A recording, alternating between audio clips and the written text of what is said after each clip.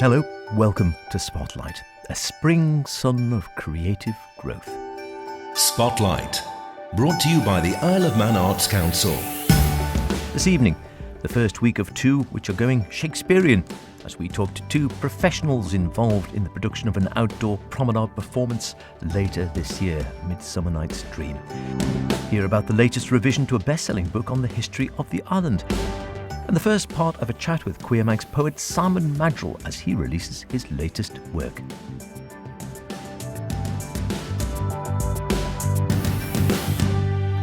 Remember, do get in touch with any creative artistic endeavours you might be involved in, planning, hoping to create, or would really like to put in the spotlight. That's this programme, if you didn't guess.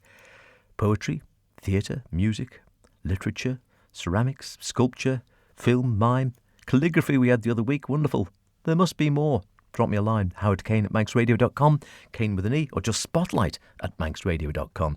I read them all, I will get back, and we will feature you. I might be slow, but we'll get there eventually, I promise.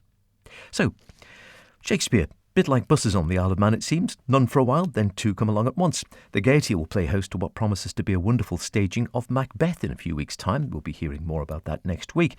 Then later in the year, there's an all singing, all dancing, well, not all dancing before I get done by the trades description police, but there's certainly plenty of music and movement in it, and it's an outdoor promenade performance of A Midsummer Night's Dream. As we've been hearing here on Spotlight over the last few weeks, this is part of the 75th anniversary celebrations of MADFA, the Manx Amateur Drama Federation. The performance will be held outdoors in the grounds of Government House up in Onken, and rumour has it we'll see the Governor himself involved in the performance in some way. Watch this space. Well, listen to it anyway. As part of the preparations for the event, organiser and Chief Wonder Woman Chair of MADFA, Sharon Walker, has organised several Shakespearean professionals to come across to the island for workshops, coaching, and to generally try and demystify and inspire a love for the bard among the island's performers, old and young. Later in the year, Shakespearean actor Edward Bennett will be visiting the island to help out with performance. Last week, two professionals, classical actor Richard Pryle and theatre educational practitioner Luke Osborne, were on the island to visit island schools and hold workshops and a weekend workshop for adult actors. All three dropped into the Spotlight studio to tell me more about it. So I'm a professional actor. I work a lot on stage and a lot in classical theatre. And before I was working professionally, I used to do amateur theatre, and I used to do Shakespeare back then as well. It's a really important thing to me, actually, to try and pass on some of the things that I've learned in the profession, some of the craft, some of the ways of looking at the work. And it's been a real pleasure, actually, going into the schools, because it's not something I normally do, and meeting some amazing teachers and some brilliant kids, and having the opportunity to pass on, hopefully, a little bit of my knowledge and some of my passion for it. And Luke, I assume you are more familiar on the educational front. Well, yes, I've been working in educational settings with theatre for probably about 25 years now.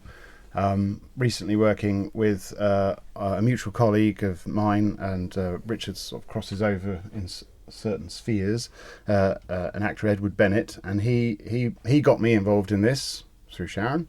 And when it became clear we needed someone who really could specialise in text and had a real passion for Shakespeare, that's when we approached Richard.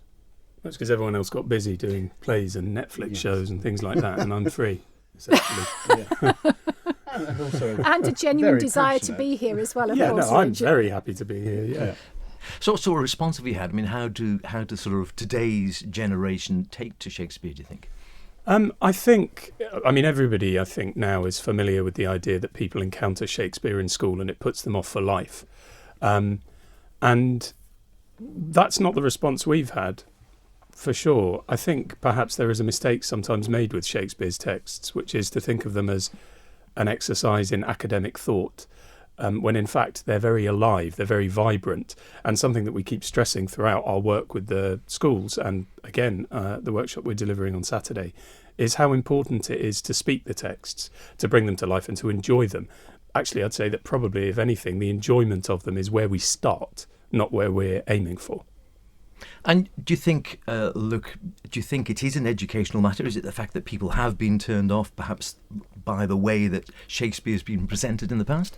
I think it's a scary word to a lot of young people, and I think to a lot of teachers. I think a lot of people immediately think you've got to study it and understand it and read it before you speak it. And so the danger is it falls primarily into an English study session, when really the best way to get to know it is to stand up and move it around and speak it and read it and learn about, think about the what the characters want, what they're up against, why they're doing things. And if you explore all those dynamics and you get to know them and enjoy them practically up on your feet, then accessing the language starts to become more appealing, more something that you're more willing to fight to do, if it's a fight for you. But then when you've got an understanding of how that's structured, which Richard has been so brilliantly breaking down for the young people, it suddenly starts to not look quite so scary, because you start to see, when you understand how it's structured, all the information is there. And that's why Richard's been so fantastic this week, is he's helped them to see in the meter quite quickly ways into that. So it's been really a balance of practical and study in that sense. And you don't get it for free. You have to put some effort in. But like anything that offers great rewards, you have to put a bit of effort in to get them out. And so I think if people are prepared to make a bit of initial effort by, for example, signing up to be a part of the production of Midsummer Night's Dream, they might discover something that is going to keep rewarding them throughout their entire lives. And it's been used a couple of times, that word scary. Is that the whole thing, that people are scared? Particularly maybe they've done a bit of acting, perhaps they've done a whodunit, or they've done a comedy or a farce, and they think, oh yeah, but I couldn't do Shakespeare. I couldn't do Shakespeare. They're dense. It can seem like a different language sometimes. There are things we call false friends, for example, which are words whose meaning have changed over time. So you think you know what you're saying, and actually you're saying something else. Verse can seem frightening or off-putting. But really, I think what the plays are actually about is they're about people. They're about their lives, their loves, the things they have to deal with. And something that people who work on or with Shakespeare's texts all the time talk about is their universality. They speak to any time, and they can speak to any generation. And the beauty of that is that you can put on a play with young people in their teens, even younger, and people in their 70s and 80s, and they will all get something out of that experience. It's not limited. And it is. I mean, they are all. It's the relevance, I think, which keeps them alive. But as you say, is it the words, that the fact that people are worried that they won't understand what they're actually saying, or is it just the sort of the iambic pentameter, or is it just the meter of the whole thing? Is that what scares people off? I think it can be, and I think there's something very interesting that I always like to touch on in workshops, which is that the reason that Shakespeare wrote in iambic pentameter is because it's the natural rhythm of the English language. I know you have another language on this island, but I don't know enough about it to speak to that. Sorry, neither do I. But in English, we don't really hear it. It's invisible to us. But we have a pattern of stressed and unstressed syllables, which is unique to our language. It's not copied by many others. And so the phrase I always like to use is, I think I'd like to have a cup of tea, which is a perfect line of iambic pentameter. It has 10 syllables, unstressed followed by stressed. It's actually more perfect as a piece of iambic pentameter than many of the lines in Shakespeare's plays. So if you're really scared of the idea of saying, I think I'd like to have a cup of tea, then perhaps we can't persuade you. But if that seems like something possible, then we can definitely help you the next few steps on the road.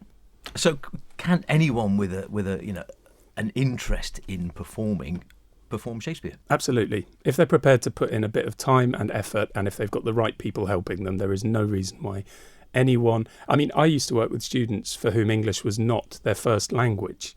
I used to work at an international drama school quite regularly, and very often it was those foreign students who managed to get to grips with it more quickly, which suggests that a real complex grasp of English isn't necessary.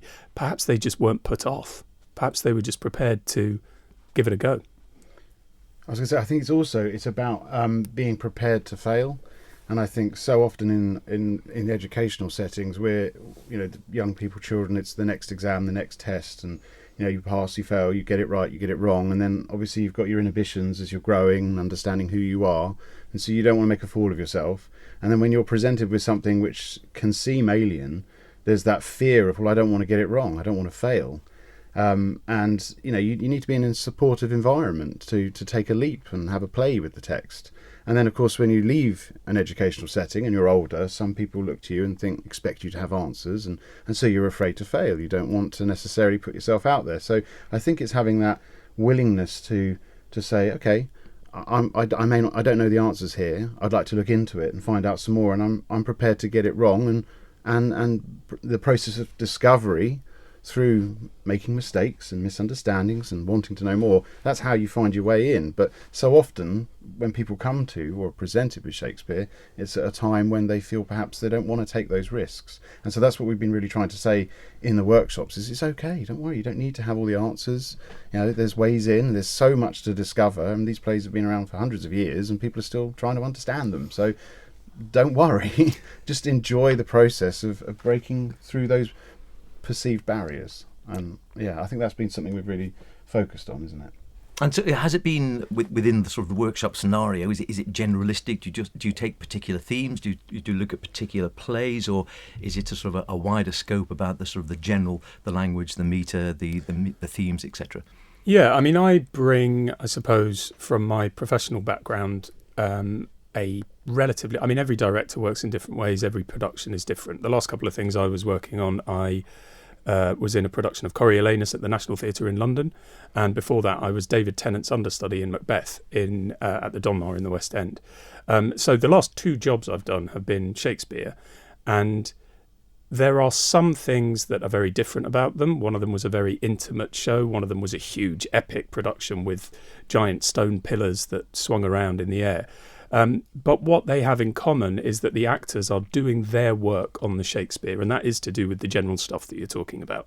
The meter, the physicality of the language, the way that we speak it in a modern setting, which is very different to how it would have been in Shakespeare's day. But there are generally accepted modern rules for speaking this verse, some of which we break some of the time. But getting to grips with those simple rules, the kind of, I think I'd like to have a cup of tea rules, the iambic pentameter, they are the key to unlocking so much of the plays for yourself. Because once you understand those simple general rules, you can apply them. You don't need somebody to keep on your shoulder telling you what to do. And I think it's key what Luke said about being prepared to fail and being prepared perhaps to not be the one who has the answers, that you can read following the rules of the verse without necessarily understanding everything that you're saying, and still get a feeling or a sense from the text of what is going on. And that's the power of what Shakespeare did, is that he's able to convey more than just the literal meaning of the words. The soundscape that is created by human voices also plays a part in the experience. And of course, we were just saying there's the open air performance coming up this later. I know you're going to scout the site and going to meet the Lieutenant Governor just after this chat, but what are your thoughts about Shakespeare outside in this sort of promenade style? Well, I've got a very soft spot for doing Shakespeare outside. I met my wife performing in an outdoor production of The Tempest, and our eldest daughter, Ariella, is named after Ariel from The Tempest. So I actually think, I mean, Shakespeare originally would have kind of been performed outside, and it's an amazing challenge for the actors, but it creates moments of magic that no other art form can give, because you can't really watch cinema outside very well, and TV, it's quite hard to take it outside, especially if it rains. But to be in a show that talks about nature and the weather and fairies and magic, and to have sunsets and storms and lightning and clouds, I mean, it's kind of irreplaceable in our culture. And I think it's really brilliant that it still happens. It's going to be quite a thing, and a wonderful opportunity to work with professionals on how best to understand and perform Shakespeare, and perhaps most importantly for many, not be afraid of it. Spotlight, brought to you by the Isle of Man Arts Council.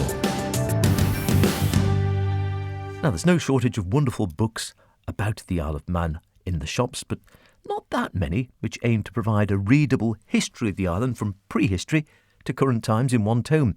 A bestseller in this sector is A Brief History of the Isle of Man by former Manx bard Sarah Goodwins, which is sort of like A Brief History of Time by Professor Stephen Hawking, only with a slightly more limited brief. The book's been around for some time, but has just enjoyed another reprint, but with some pretty extensive revision, both for text and photographs. To find out more about this process and what's included, I invited Sarah into the studio and began by asking her just where do you start when wanting to write a brief history of the island? Yes, well, I had trouble with that when we first started because I thought, well, OK, yes, I can write a brief history of the Isle of Man. Of course I can, yes.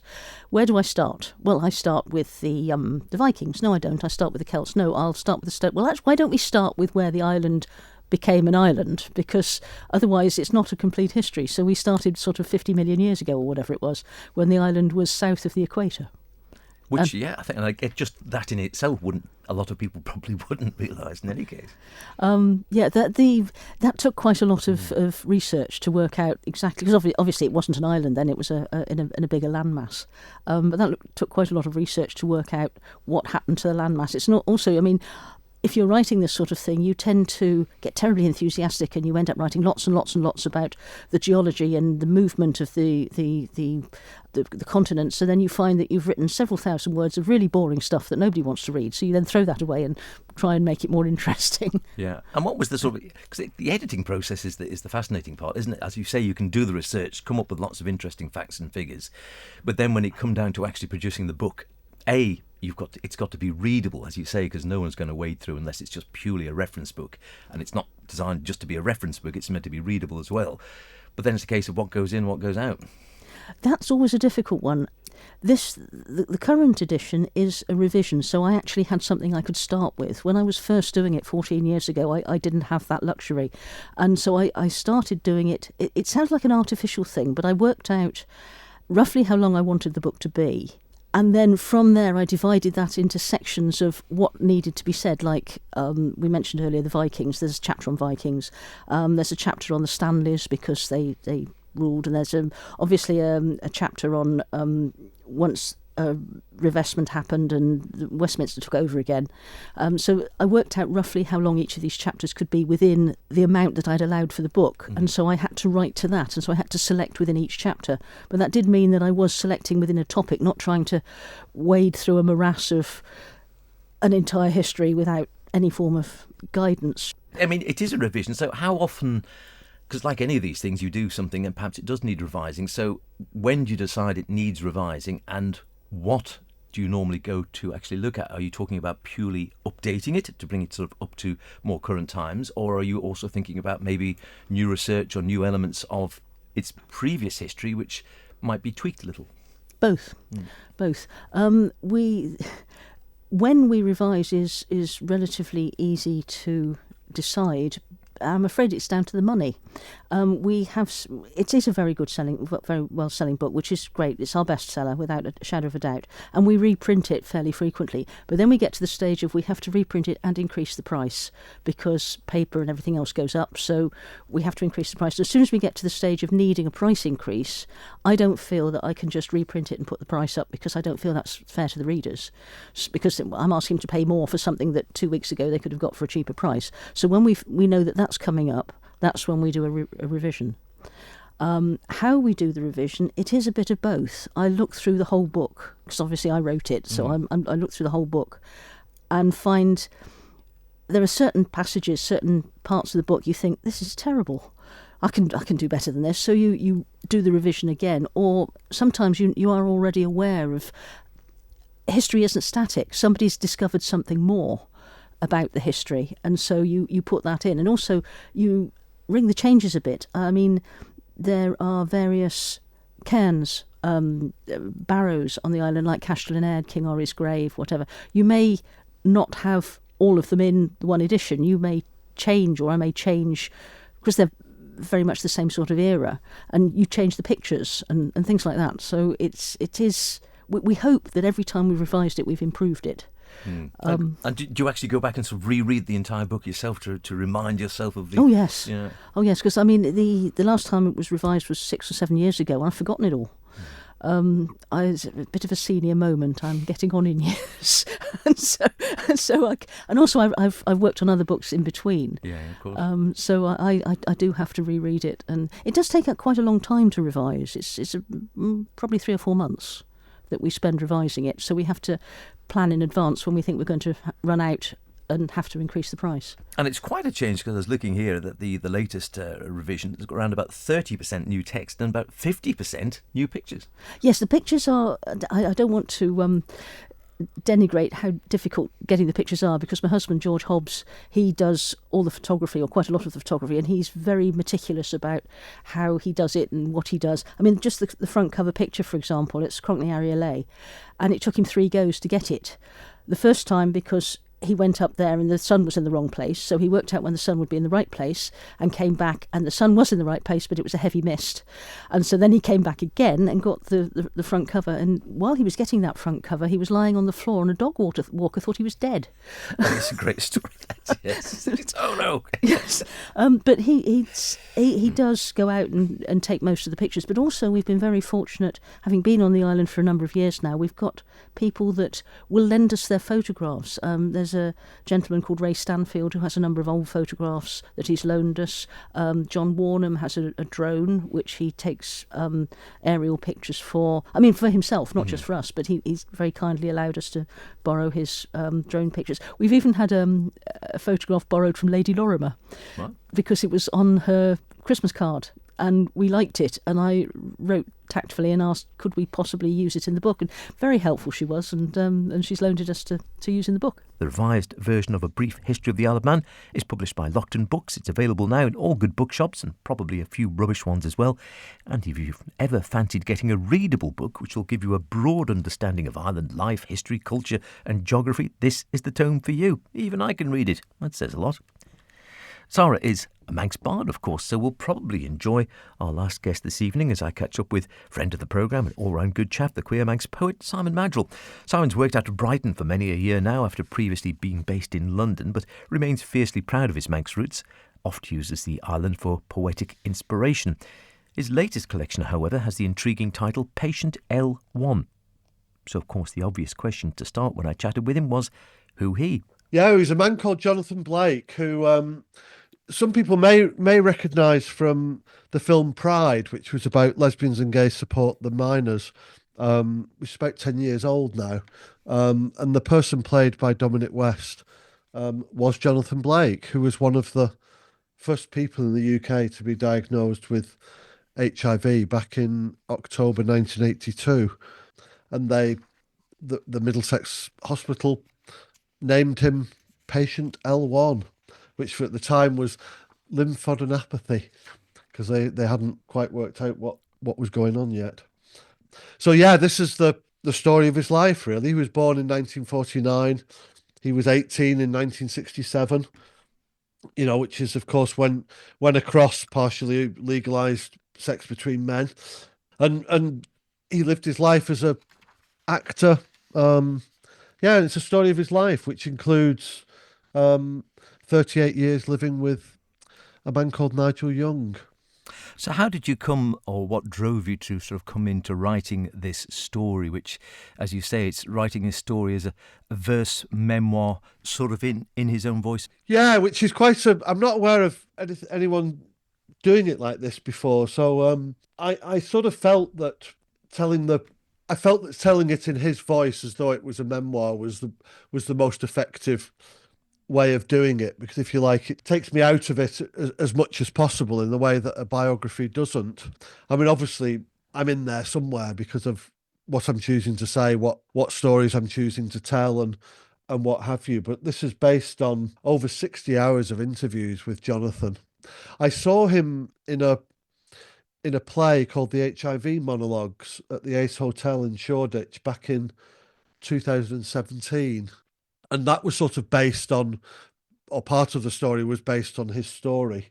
And I just felt, yeah, that what I knew about his story was a story that needed to be told. And I did a lot of research about him, obviously remembered him from the film Pride, which is, of course, only a representation of him. It's not him. So I did a lot of research and eventually built up the courage to try and contact him. And I knew the person who wrote the HIV monologue, so he put me in touch with Jonathan, and I went and met him in his garden and asked him if I could do it. And he loved the idea of it being done in poetry form. So now we have this pamphlet that is sort of, I guess, is quite unusual in that each poem is headed up with sort of where it is and when it is as a title, and then you've got the poem title and the poem, so that you don't have to, every poem doesn't have to say where you are and when it is and all of that. Otherwise, it would get rather tedious, I think. And Jonathan's delighted with it. We've got 3 launch events this week, and we're going to mix it up a bit. Sometimes they're going to be more of a traditional reading, which is the same as the online event that people can, obviously people from the Isle of Man can come to as well. But some of the other ones, actually, Jonathan's going to do the reading his poems. It's all a bit meta, as the young people say nowadays. He's reading poems in his voice that he didn't write about him. What was it about the story that sort of drove you or made you think? You were saying, you took the 60 hours of interviews and such like. What was it that you obviously felt a connection there and felt it was a story you needed to get over in this unique way, as you were saying there? What was it that sort of spoke to you about his story? Was it the fact that he was there right at the very beginning, or what was it that was the trigger for you? Yeah, sure. I mean, the way of the story, if you like. I mean, to be honest, I knew I could write poetry, so that was what I was going to suggest we wrote it in. I mean, in hindsight now, it's a brilliant idea, but it was more driven by the fact that I knew I could write poetry, so therefore, why don't I suggest doing it in poetry? Someone that's lived, throughout all of the major changes in LGBTQI life politically and legally for the last 75 years is sort of being able to utilise someone's personal experience to reflect that story and those changes. I think is a more powerful way of telling the story than a biography or a historical book might do. We'll hear more from Simon next week, including a reading from this latest collection. That's about it for now. I'll be back next week when, in addition to Simon, we will hear more about the forthcoming production of Macbeth. Don't forget to check out the podcast available straight after broadcast. Just visit podcasts on the Manx Radio website or use your usual podcast provider. See you next week, and whatever you're doing, be creative about it. Emo.